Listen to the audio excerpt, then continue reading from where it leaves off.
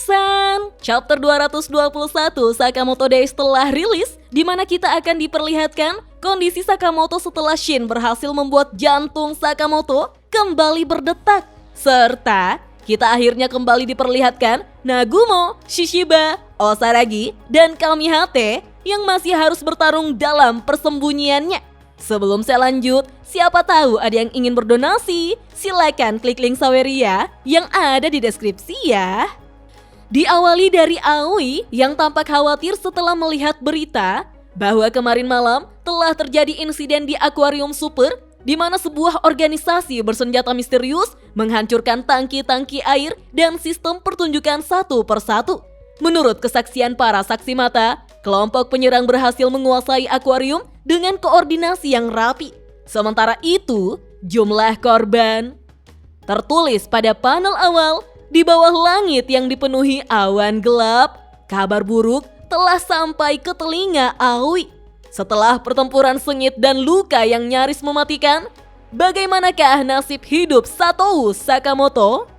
Kita pun kembali diperlihatkan adegan pada chapter lalu di mana Shin berusaha membajak otak Sakamoto agar jantungnya kembali berdetak. Apakah tekad Shin berhasil menyentuh hati Sakamoto? Shin, Heisuke, Kindaka, dan Boilet tampak khawatir dengan memperhatikan tubuh Sakamoto yang tergeletak tidak berdaya. Shin mempertanyakan kembali, benarkah jantung Sakamoto berdetak? Kalau begini terus, mereka akan kehilangannya lagi. Shin menyuruh Heisuke untuk membantunya menekan luka Sakamoto agar pendarahannya berhenti.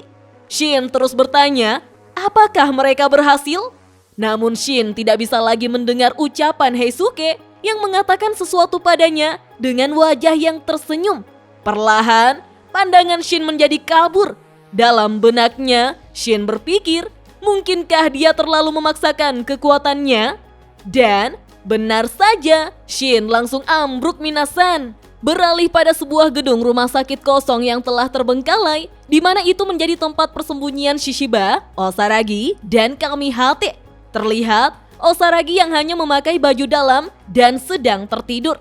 Namun Shishiba dan Kamihate tampak waspada dengan kemunculan Nagumo. Seperti biasa, Nagumo memperlihatkan ekspresinya yang ceria. Menurutnya, karena keributan yang dibuat oleh Shishiba, Osaragi, dan Kamihate, dia jadi lebih mudah bergerak. Siapa sangka, Shishiba langsung meraih kerah baju Nagumo dengan tatapan yang menyeramkan. Nagumo berusaha mencairkan suasana dengan berbasa basi. Apakah Shishiba marah? Shishiba menjawab singkat, sudah jelas dasar bajingan. Kamihate lantas berada di samping Osaragi untuk melindunginya dari kedua orang itu. Nagumo menjelaskan, saat Shishiba mengacau di markas besar JAA yang baru, Nagumo menyusup ke bagian intinya untuk mengumpulkan informasi. Itu memang rencananya kan? Shishiba mengiyakannya. Dia juga berniat membunuh Slur. Tapi Oki, Torres, dan anggota JAA yang baru itu menghalanginya. Shishiba memastikan, bukankah Nagumo sendiri yang sengaja mengarahkan mereka ke arah Shishiba dan yang lainnya? Nagumo pun tersenyum riang dengan berterus terang bahwa sistem keamanan di markas pusat jauh lebih ketat dari dugaannya. Jadi, Nagumo butuh seseorang yang bisa memberikannya waktu. Lagi pula, Nagumo juga sudah menduga bahwa Osaragi akan ikut dengan Shishiba.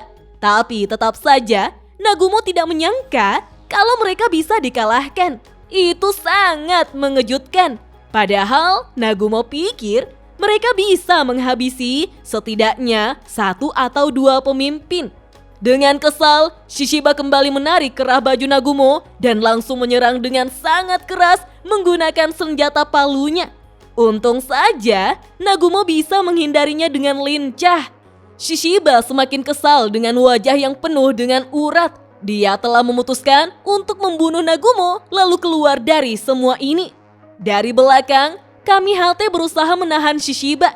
Nagumo pun mengeluarkan senjatanya dan mempertanyakan apakah Shishiba rela membiarkan Slur berbuat seenaknya. Keduanya pun saling menatap penuh ketegangan. Lalu dengan cepat, Shishiba dan Nagumo secara bersamaan menyerang 2 pembunuh bayaran yang ada di balik dinding. Wah, gokil! Kedua pembunuh bayaran suruhan JAA itu langsung tewas seketika. Mereka mati penasaran karena bingung dengan Shishiba dan Nagumo yang bisa mengetahui posisi mereka. Shishiba pun menjawab pertanyaan Nagumo tadi bahwa itu bukan urusannya. Shishiba pun mulai berjalan mendekati Nagumo dengan mengatakan bahwa dia bukan lagi bagian order. Nagumo bereaksi mengatakan bahwa itu namanya cuci tangan dari tanggung jawab. Kita pun diperlihatkan di balik jendela tempat Nagumo berdiri sudah ada pembunuh bayaran lain yang siap menyerangnya. Dengan cepat, kaca jendela di belakang Nagumo hancur ditabrak oleh dua pembunuh bayaran. Mereka segera menodongkan Nagumo pistol dan memakinya sebagai pengkhianat keparat. Tetapi Nagumo tidak kalah cepat untuk langsung menebas tangan pembunuh bayaran yang memegangi pistol itu. Nagumo menjelaskan pada Shishiba bahwa mereka dulunya memiliki peran sebagai order. Jadi, mereka harus ikut bertanggung jawab atas apa yang terjadi dengan negara ini. Shishiba pun protes karena kata-kata seperti itu bukanlah gaya bicara Nagumo yang biasanya. Shishiba bergerak lincah dengan senjata palunya untuk memblokir tembakan dari pembunuh bayaran yang menyerangnya. Menurutnya, dia tidak percaya pada orang yang mengatasnamakan demi dunia atau demi orang lain untuk membenarkan pembunuhan. Setidaknya, sekali saja Shishiba ingin Nagumo mengatakan yang sebenarnya apa alasan utama bagi Nagumo yang ingin membunuh seluruh. Nagumo pun terkejut mendengarnya. Nah, bagian ini yang paling gila sih, minasan. Ketika salah satu pembunuh bayaran terdorong sampai ke tempat Osaragi tidur, pembunuh bayaran itu menekan tubuh Osaragi yang ada di balik selimut. Siapa sangka, Osaragi yang masih menutup matanya merasa tubuhnya berat dan langsung memotong tubuh pembunuh bayaran itu menjadi dua bagian menggunakan gergaji mesin bulatnya. Wah, gokil! Ada karakter yang tidur saja masih pegang gergaji mesin loh, minasan. Bukan hanya kita sebagai pembaca saja yang terkejut, Shishiba, Nagumo, dan Kamihate juga tidak kalah terkejutnya. Meskipun begitu, mereka bersyukur karena Osaragi sudah tersadar. Kita pun diperlihatkan bagaimana Osaragi yang terkenal tanpa ekspresi kini sedang menangis. Hal itu membuat Shishiba semakin bingung karena mungkin baru pertama kali melihat Osaragi menangis. Osaragi pun terduduk dan terus mengeluarkan air mata. Dia mengatakan bahwa dia telah kalah dari mereka. Dan sekarang ketika pembunuhan sudah tidak bisa dibenarkan karena mereka tidak lagi menjadi order, hidup Osaragi tidak punya arti lagi. Kamihate pun memberikan tisu lewat moncong senapannya pada Osaragi yang menangis. Kemudian Nagumo menyuruh Shishiba untuk melihat Osaragi yang lebih mengerti dari dirinya. Shishiba lantas menggaruk kepalanya karena Osaragi memang aneh. Shishiba pun berjalan mendekati Osaragi dan memintanya berhenti menangis karena itu bikin pusing. Sementara itu, Nagumo terdiam sejenak memikirkan perkataan Shishiba yang menanyakan alasan sebenarnya dari Nagumo yang ingin membunuh seluruh. Nagumo pun mengingat kembali ketika dirinya meminta Uzuki memunculkan kepribadian Akao lagi. Namun bagi Nagumo sekarang, entah Akao masih ada dalam diri Uzuki atau tidak, tapi kali ini Nagumo tidak akan gagal membunuhnya. Shishiba kemudian melirik Nagumo dan mengatakan, tidak peduli apa yang mereka katakan, sikap Shishiba tidak akan berubah. Dia tidak peduli apapun yang dilakukan oleh seluruh atau siapapun yang mati di negeri ini. Tapi Shishiba tidak tahan dipermalukan dan hanya diam saja. Jadi itu saja alasan bagi Shishiba. Saat Shishiba mengatakan ini, kita pun diperlihatkan Gozu yang mengalahkan Shishiba pada beberapa chapter lalu, minasan. Nagumo lantas tersenyum dengan mengatakan bahwa itu sudah cukup kuat sebagai alasan. Kamihate pun berteriak pada Nagumo dan Shishiba, sudah cukup bertengkar soal hal sepele, dasar kalian berdua bodoh. Padahal dalam hati Kamihate, pertarungan mereka berdua sangat mengerikan. Namun respon Shishiba dan Nagumo yang menatap Kamihate justru membuat Kamihate ketakutan, minasan. Shishiba menegur Kamihate untuk menunjukkan wajah aslinya.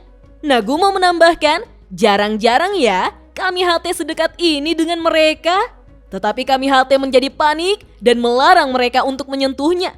Lagi pula, Kamihate bukanlah pria yang suka disentuh. Osaragi pun terduduk di lantai sambil menatap mereka. Beralih pada Slur yang menyuruh semua pembunuh bayaran JAA yang baru untuk mencari Sakamoto. Mereka mencari di berbagai tempat, bahkan sampai di saluran pembuangan. Membuat Gozu menegur Slur yang terlalu terobsesi dengan Sakamoto. Padahal Sakamoto tidak sekuat yang dikabarkan. Gozu rasa Sakamoto tidak akan selamat dengan luka seperti itu. Namun menurut Slur, luka itu belum cukup untuk membunuhnya. Selama Sakamoto masih hidup, dia akan terus menjadi penghalang. Kalau mereka tidak membunuhnya, mereka tidak akan bisa melanjutkan rencana. Kita pun diperlihatkan Sakamoto yang sedang menjalani operasi di mana ulu hatinya tengah dijahit. Gozu mengatakan bahwa dia akan ikuti rencana Slur. Tapi setelah semuanya selesai, Gozu meminta Slur untuk kembali menjadi Kei yang dikenalnya. Dengan cepat, Gozu sudah berpindah tempat di atas baliho raksasa, kemudian berbalik menatap Slur dengan melanjutkan perkataannya. Kalau Slur tetap seperti ini, sebagai pemimpin mereka, maka jiwa Haruma dan yang lainnya tidak akan tenang. Slur hanya terdiam dan menatap ke arah Gozu. Beralih pada tempat Sakamoto yang berhasil mendapatkan perawatan, Nenek Mia mengatakan pada Shin bahwa dia sudah melakukan pertolongan pertama semampunya. Sakamoto bertahan hidup dengan susah payah karena jantungnya belum berhenti. Tapi, apakah dia akan sadar atau tidak, tergantung pada kemauannya sendiri. Shin pun berterima kasih pada Nenek Mia yang telah menyelamatkan mereka. Dengan serius, Nenek Mia menyuruh mereka untuk cepat kabur dari tempat itu. Nenek Mia memastikan apakah Slur tidak mengejar mereka. Dengan kondisi Taro-chan yang sekarang, mereka tidak akan bisa menang. Shin kembali berterima kasih pada perhatian Nenek Mia. Tapi, Shin tidak akan kabur. Tempat yang dibangun oleh Sakamoto itu sudah menjadi bagian penting dari kehidupan Shin. Dan Shin akan terus bertarung untuk melindungi hidup itu sampai akhir. Sama seperti yang akan dilakukan oleh Sakamoto. Dan chapter pun berakhir dengan memperlihatkan Slur yang terdiam tetapi masih gelisah dengan Sakamoto. Tertulis pada panel akhir, setiap orang punya alasan tersendiri untuk bertarung. Wah, ini adalah chapter yang menjawab kegelisahan kita sebagai pembaca Sakamoto Days ya, minasan. Semua karakter-karakter penting terlihat baik-baik saja, termasuk Sakamoto yang pasti akan kembali membuka matanya untuk melihat keadaan orang yang paling berharga baginya, yaitu istri serta anaknya. Lantas, bagaimanakah kejar-kejaran ini akan berakhir? Kalau menurut minasan, bagaimana? Kita lanjut ngobrol yuk di kolom komentar. Oke deh, sampai di sini dulu ya.